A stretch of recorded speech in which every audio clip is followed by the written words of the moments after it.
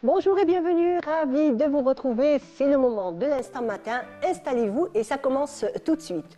Aujourd'hui, nous allons parler d'une méthode anti-stress de plus en plus populaire, que ce soit en Algérie ou ailleurs. Nous allons parler des neurofeedback. Et pour en parler aujourd'hui, nous avons Nessima Lamdani, qui est thérapeute et elle est là avec son matériel. Nous allons essayer de comprendre un peu mieux qu'est-ce que les neurofeedback. Nessima, bonjour. Bonjour. Ravie de te recevoir dans l'Instant Matin. Pareillement, merci, ravie d'être là. Tu es la bienvenue. Pourquoi? Parce que nous sommes tous un petit peu stressés, un peu tous les jours, chacun à sa manière. C'est le cas de tout le monde. Et en fait, maintenant, il existe de nouvelles méthodes un petit peu pour réorganiser le cerveau, peut-être pour l'apaiser. Qu'est-ce qu'exactement les neurosciences, d'une manière très simple, pour le public qui ne connaisse pas? Qu'est-ce que c'est? D'accord. Alors, comme tu viens de le dire, si bien, c'est une méthode anti-stress extraordinaire. Donc, elle est issue des neurosciences. Elle est naturelle, 100% naturelle, sans aucun effet secondaire. Et elle est adaptée à tous les âges. Donc, pour les personnes âgées, adultes, enfants et même bébés. D'accord. Alors, qu'est-ce que ça règle, le neurofeedback? Qu'est-ce que ça peut remettre en place? Alors, ça autorégule le cerveau, ça veut dire que ça diminue le stress, ça augmente la concentration, ça augmente la résilience de la personne, ça diminue l'anxiété, les angoisses et ça agit fortement sur le bien-être quotidien de la personne. D'accord, donc tout à l'heure dans l'émission on verra quelques vidéos où tu vas nous expliquer un peu plus clairement qu'est-ce que c'est, mais est-ce que ce n'est pas une activité normalement que doit faire le cerveau naturellement pendant le sommeil? Alors justement, le cerveau pendant le sommeil, précisément pendant le sommeil paradoxal, il fait sa propre autorégulation. Ça, c'est normalement. Exactement. Et aujourd'hui, c'est plus le cas. On est conçu ainsi. C'est plus le cas parce qu'on ne dort plus assez, on ne dort plus bien, on est envahi par les écrans et du coup, notre cerveau n'a plus la capacité de s'autoréguler aussi longtemps et aussi correctement. D'où l'idée du neurofeedback. C'est comme ça que ça a été inventé, le neurofeedback. Ça a été reproduit sur l'activité humaine, l'activité cérébrale humaine. Donc, ça fait quoi? Ça mesure l'activité cérébrale du cerveau, ça la chiffre, ça la mesure, ça envoie l'information au cerveau à travers un support auditif et le cerveau, une fois qu'il voit toutes les anomalies qu'il y a, ben, il va les corriger une par une. D'accord, en fait c'est comme si on mettait un miroir en face de nous. En fait c'est pour le cerveau, c'est pour qui, on va dire que c'est le cerveau qui va se regarder. C'est le miroir du cerveau, tout simplement. C'est comme si que je te donnais un miroir pour te dire est-ce que tu peux te coiffer, te maquiller. Naturellement tu peux le faire même sans miroir, parce que tu te connais, c'est quelque chose que tu as l'habitude de faire au quotidien. Mais si je te donne un miroir, tu y verras plus clair et du coup tu iras dans le détail. Et tu vas le faire d'une manière plus claire et précise. Et bien c'est la même chose. Quand on miroite le cerveau arrive à détecter ce qui ne va pas et le corriger en temps réel. Ah, très bien. Donc qui peut on va dire, faire le neurofeedback? Tout le monde. C'est une méthode naturelle et tout le monde peut en bénéficier. Et ça serait vraiment dommage de s'en priver parce que c'est naturel, ça n'a pas d'effet secondaire, c'est juste extraordinaire et ça permet en fait de se rebooster, de regagner de l'énergie. Ça va du même principe que faire du sport. Ça va vraiment du même principe. Quand on va dans une salle de sport, on entraîne son cerveau à devenir plus fort, à devenir plus souple, pour pouvoir faire des activités. Et ben c'est la même chose. Quand on entraîne son cerveau, on est plus résilient, on est plus résistant, on est plus fort et on se sent vraiment plus zen au quotidien. D'accord. Alors, par exemple, qu'est-ce qu'on peut régler avec le neurofeedback? Alors, sur l'aspect cognitif, on peut augmenter la mémoire, on peut la concentration. Croyez-moi, pour beaucoup de personnes, vraiment, parce que tout le monde en souffre. Et donc, je disais, la mémoire, la concentration, l'énergie, ça va faire baisser le stress. L'anxiété aussi? Pardon? L'anxiété, est-ce que ça peut calmer un petit peu? Ça peut calmer l'anxiété aussi. Après, il faut savoir que ce n'est pas un traitement, ce n'est pas un médicament, c'est une approche thérapeutique. Donc, c'est un outil exactement du même principe que le sport. D'accord. Ça va rajouter un plus pour le cerveau. En fait, c'est comme si, par exemple, on restait toute une journée dans un bureau, assis et tout. En fin de journée, on a besoin, donc notre corps a besoin de faire des mouvements, de s'étirer. Donc, en fait, c'est un petit peu le même principe. Tout à fait, c'est le même principe. Le corps a besoin de bouger, le corps a besoin de flexibilité. D'exercice. Et d'exercice, et le cerveau a besoin de neuroélasticité, déjà pour pouvoir prendre des décisions, pour pouvoir s'adapter aux situations. Alors c'est aussi extraordinaire pour le deuil.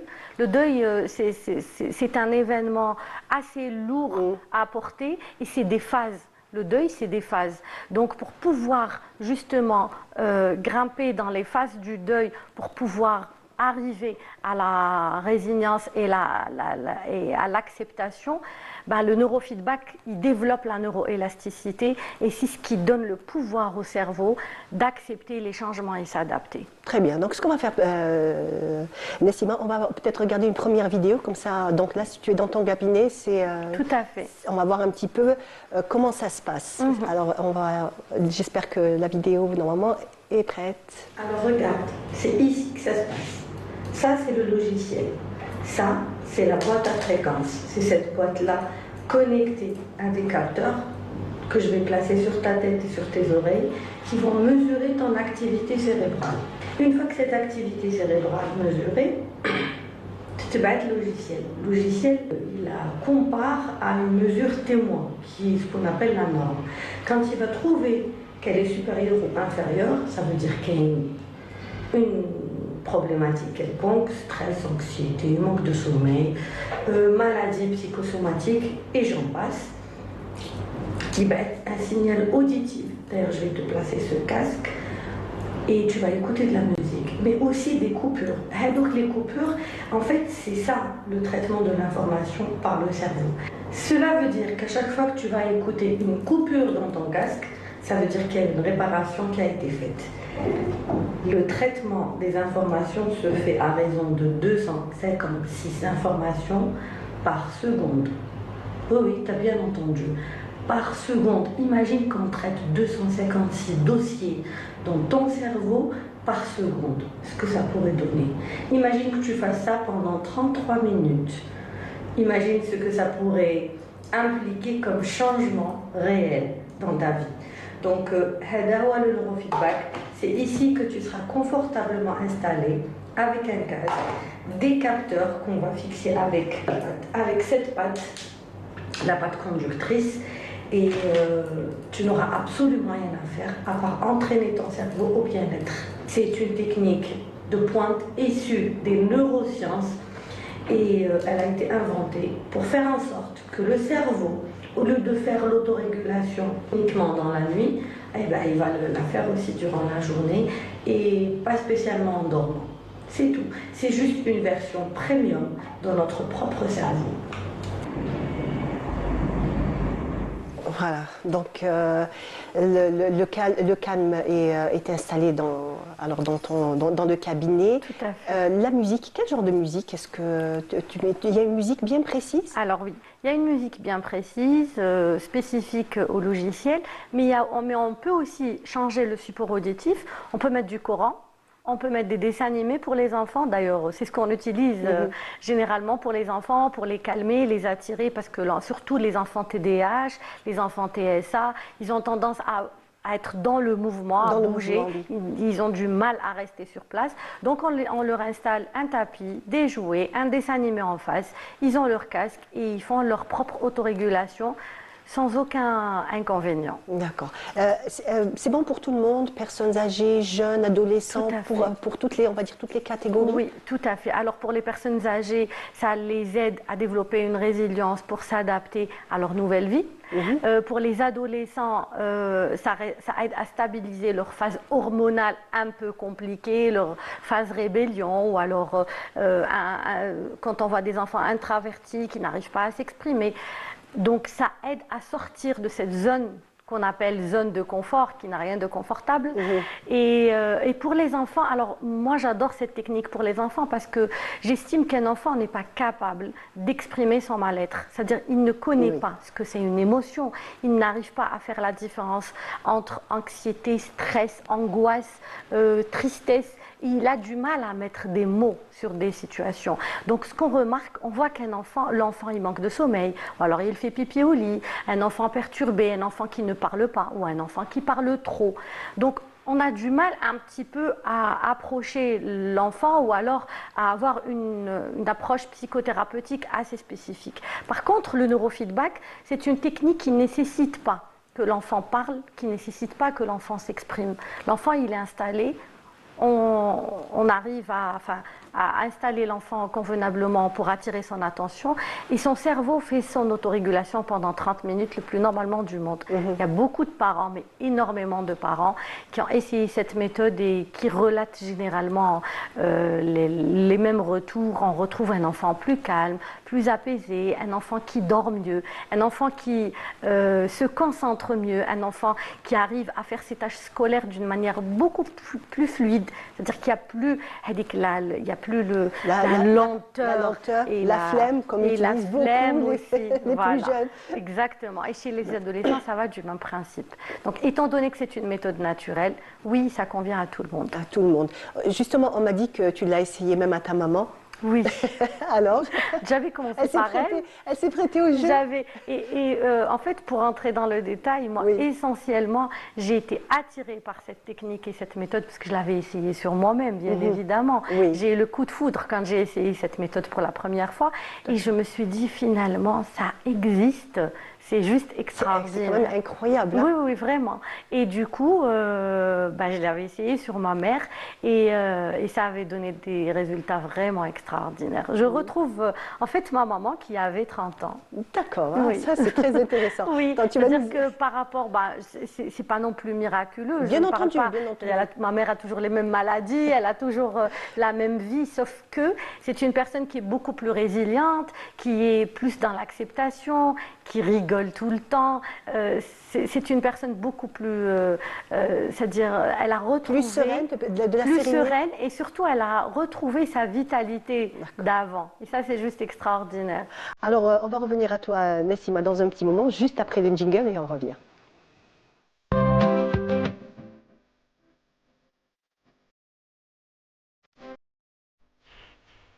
De retour sur le plateau de l'Instant Matin, et nous recevons Nessima Lemdani, donc, qui est thérapeute, et on parlait donc des neurofeedbacks. Tu nous étais en train de nous expliquer tout à l'heure que ça avait fait quand même, on va dire, des résultats extraordinaires donc, sur ta maman. Et dis-nous, dans ton cabinet, tu reçois, on va dire, toutes sortes de personnes, des plus jeunes jusqu'aux plus âgés.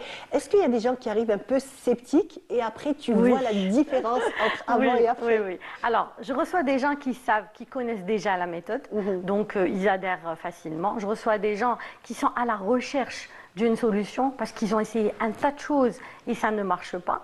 Et je reçois aussi des gens qui sont un petit peu sceptiques, mais quand ils voient les témoignages, ils disent « Allez, je vais essayer. Si ça a marché sur un tel ou un tel, peut-être que ça marche sur moi. » Et je leur dis « Ne soyez pas dans le contrôle, soyez juste dans l'observation.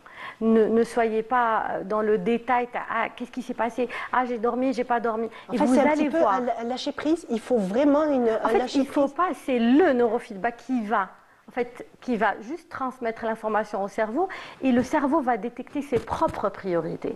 C'est-à-dire que si je teste la méthode sur toi et que tu manques de sommeil, et parallèlement, il y a autre chose, peut-être qu'il ne va pas commencer par le manque de sommeil, il va commencer par autre chose qui est plus nécessaire pour toi afin de récupérer ton sommeil. D'accord. J'ai même des parents, d'ailleurs je vais bientôt poster leur témoignage, j'ai même des parents qui me disent, énormément des parents qui me disent, je suis venue parce que mon enfant n'arrivait pas à se concentrer à l'école, mais en fait j'ai retrouvé autre chose. Je retrouve un enfant qui retrouve la parole, qui réclame des activités, qui est beaucoup plus impliqué dans les repas de famille, qui exprime son avis, alors que la maman, elle est venue, mais complètement pour autre chose. Mais elle retrouve d'autres bénéfices chez son enfant qu'elle n'attendait même pas. Ah, c'est extraordinaire. En fait, il y a peut-être il y a une espèce de barrière qui tombe, qu'on a quand par exemple on va voir un psychologue ou on va voir quelqu'un, on se fait suivre. Il y a quand même c'est vrai qu'il y a le côté humain qui est très très important, mais des fois ça peut être, pour certaines personnes, ça peut être une barrière, comme ça se confier ou parler ou raconter. En fait, là, c'est vraiment, on va directement, on va dire, à la station centrale. Hein, C'est sans ça. passer par, On fait appel à ses propres compétences. Absolument. On fait appel à son propre cerveau sans qu'on ait besoin d'un intervenant dans un premier temps. Je dis bien dans un premier temps parce que nous, on est là pour le suivi de la personne. D'ailleurs, la personne, quand elle vient, on la bilante, on lui donne à remplir une fiche de préoccupation pour bilanter à peu près son état et la suivre. Lui recommander un certain nombre de séances par semaine, lui constater ses préoccupations et aussi ses améliorations. C'est-à-dire qu'il y a un certain suivi qui se fait derrière, mais surtout, c'est par excellence pour les personnes qui n'arrivent pas à mettre des mots sur leur situation ou sur leurs émotions. C'est-à-dire que moi, dans mon cabinet, la plupart du temps, les gens viennent pour du neurofeedback parce qu'ils sont attirés par le fait qu'ils ne sont pas obligés de parler ni de s'exprimer, mais juste après, ils demandent autre chose, ils sont dans la thérapie parce qu'ils se développent, ils s'ouvrent, ils sont beaucoup plus tranquilles, ils baissent leur charge mentale. Alors justement, en parlant de ça, on a une petite vidéo qu'on va regarder ensemble et on verra le avant, après. On regarde. Aujourd'hui, je viens faire avec vous un de mes moments favoris, le avant et le après d'une personne.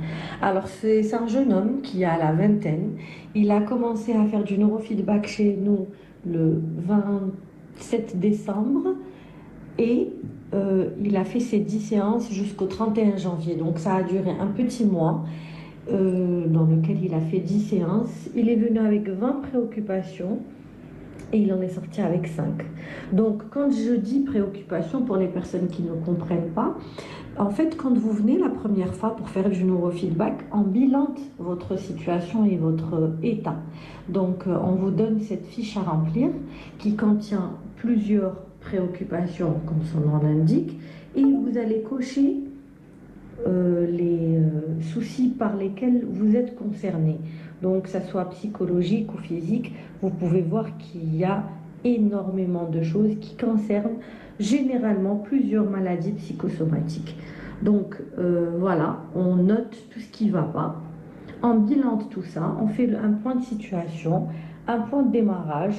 Là, dans ce cas de cette personne, ce jeune homme a commencé avec 20 soucis, 20 préoccupations, des choses. 20 préoccupations et il en est sorti avec seulement 5. Oui. C'est génial, c'est magnifique. Vous savez, il y a même incroyable. des personnes qui s'en rappellent même pas. Il y a des personnes, quand ils viennent la première fois, j'insiste à ce qu'ils remplissent cette fiche de préoccupation et je leur dis, il y a des choses que vous allez oublier. Pourquoi? Non, c'est incroyable. Ah oui, quand je même. vous dis pourquoi. Ah oui. Quand on a une migraine, Oui. on pense à notre tête. On est tout le temps dit j'ai mal à la tête, j'ai mal à la tête. Mais une fois qu'on n'a plus la migraine, on n'y pense plus. Oui, c'est vrai qu'on l'oublie. Et bien c'est la même chose pour les soucis. On croit que il y a eu tel, mais en fait après avoir dépassé, on n'y pense plus. Et il y a des personnes, il y a énormément de personnes. Quand ils terminent leur séance, quand ils font 6, 10 séances, tout dépend, chaque cas, je leur ramène une autre fiche de préoccupation à remplir. Et je leur dis, allez, c'est vierge, on fait comme si c'était la première fois. Okay. Et après, je leur sors la toute première qu'ils ont remplie quand ils sont venus. Et je vous assure qu'ils sont choqués eux-mêmes. Ils me disent, ah ouais, mais quand même, je suis passée de là à là. C'est incroyable. C'est vraiment incroyable et ça peut tellement apporter. Des fois, c'est des petits, on va dire des petits détails qui font les grands, ça on le sait. Mais en fait, ça peut tellement apaiser. Des fois, ça peut être 3 fois rien qui peut peser sur, on va dire, sur le mental ou sur le cœur ou bon, parce ça que dépend. Le stress, il est inhibiteur. Quand on est stressé, on n'arrive à rien faire. C'est comme une personne qui est enchaînée. Elle a le pouvoir. Les capacités sont en nous, mais on a du mal à les mettre en avant. Il y a même beaucoup de personnes qui procrastinent, qui sont là. Oui, la et procrastination. qui vous disent j'ai envie de faire ceci, j'ai envie de faire cela, mais je n'y arrive pas. Et ben, il suffit juste de donner un petit coup de main au cerveau. Oui, un petit coup de pouce au cerveau. Une fois qu'on arrive à faire baisser la charge mentale, bah, la personne, elle vient, elle dit, mais finalement, oui, j'ai fait ceci, cela. C'est incroyable. Voilà. Alors, Nassima, je vais juste te demander un petit peu de nous expliquer. C'est vrai que tu l'as déjà fait une première fois dans la vidéo, mais étant donné que c'est là, donc j'aimerais savoir. Alors, donc là, alors ça, c'est le casque. On commence par là. C'est le support auditif, d'accord. Mais avant de placer le casque, on fixe d'abord ces capteurs. Donc, c'est des capteurs EEG qui vont mesurer l'activité cérébrale dans le cerveau. Donc, ces capteurs, on va les fixer avec une patte conductrice. Donc, c'est une patte qui contient des éclats d'argent qui servent de conducteur. Voilà. Une fois que les capteurs sont placés sur la tête de la personne. Donc, sur la tête et sur les oreilles? Tout à fait. Sur la tête et sur les oreilles. Donc, on a le noir qui est le capteur témoin. Et ces deux-là, le jaune et le bleu, pour mesurer l'activité cérébrale dans les deux côtés, cortex droit et gauche. Cortex gauche, ok. D'accord. Après ceci, on va fixer on va placer plutôt le casque auditif à la personne. Donc, comme je vous l'ai dit tout à l'heure, le support auditif est au choix. On peut mettre de la musique, on peut mettre du Coran, on peut mettre un dessin animé, on peut mettre un film, peu importe. L'essentiel, c'est qu'il y a un support auditif parce que justement, le logiciel, il va envoyer l'information au cerveau à travers des coupures de son. Très bien. C'est comme une sorte de morse. Ok. Vous voyez? Que le cerveau comprend que, oui, comme ça, peut-être qu'on ne comprendra pas, mais le cerveau, lui, voilà. C'est chiffré et déchiffré par le cerveau. Et du coup, le cerveau, dès qu'il y a une zone à réparer, eh ben, il va la réparer. Combien dure une séance? 33 minutes. 33 minutes. Donc la séance, elle dure 33 minutes. Et on a besoin, tout dépend du nombre de séances ça dépend, comme je vous l'ai dit, oui. Quand on bilante la personne, on arrive à voir si la personne a besoin d'une séance par semaine, 2 ou 3. Donc, à savoir que, étant une méthode naturelle, on peut faire tous les jours. Ah, très bien, c'est vrai qu'effectivement, donc il n'y a aucune contre-indication. Aucune. Et en fait, je peux venir, par exemple, moi je viens, je te dis oui, en fait j'ai un problème de concentration et finalement je pourrais régler autre chose. Tout à fait. Dont je n'étais pas consciente. Étant donné que le cerveau a la main, en fait, reprend la main de faire sa propre autorégulation, c'est lui-même qui va classer ses priorités. Comme je leur dis, je ne vais pas intégrer votre cerveau, je ne vais pas calculer quoi que ce soit. C'est la machine qui va faire le travail, mais surtout, c'est votre propre cerveau qui va choisir les priorités. C'est-à-dire que vous venez, vous me dites « Ah, moi j'ai un problème de sommeil, j'ai envie de régler le sommeil. » Je dis « Ok, mais ce n'est pas moi qui choisis. » C'est votre cerveau. Pas non plus la machine qui choisit. C'est votre propre cerveau qui va choisir par quoi commencer. Donc, par les priorités, en fait, il y a toujours ce nécessaire pour chacun. Pour chacun. Génial. Super. En tout cas, je suis sûre que je vais venir pour la concentration, pour le sommeil, pour plein de choses. En tout cas, merci beaucoup, Nessima, donc, de nous avoir éclairé donc, sur cette nouvelle technique pour un petit peu réguler le stress et plein d'autres choses. Merci, en tout cas. Merci encore. C'était un plaisir. Merci à vous. Voilà. Donc, ça a été un plaisir de recevoir Nessima. C'était l'Instant Matin. J'ai été ravie donc de vous accompagner pendant l'Instant Matin. Bien entendu, restez toujours sur les programmes de Canal Algérie. Quant à moi, je vous dis comme d'habitude, à très bientôt, Inch'Allah. Au revoir.